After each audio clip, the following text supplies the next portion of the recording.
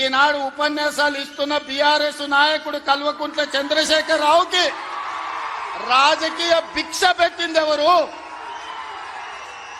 అన్న లేకుంటేనే మీరు నాయకులు అయ్యిండ్రా?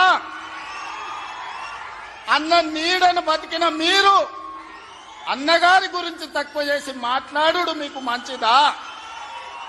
వారే కాదు, వారి పేరు పెట్టుకున్న వాళ్ళు కూడా ఈరోజు నాయకులుగా చలామణి అవుతున్నారు.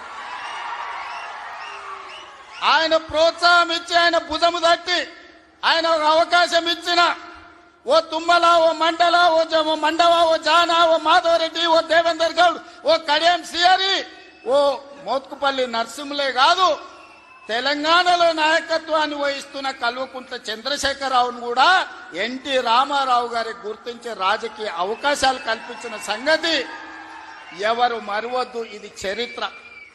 ఇంకొంతమంది ఆయన పేరు మీదనే చలామణి అవుతున్నారు. కొంతమంది నకిలీలు ఎప్పుడు ఉంటారు. వాళ్ళ ఆలోచనలు ఎట్లుంటాయో కూడా మనం చూస్తున్నాం.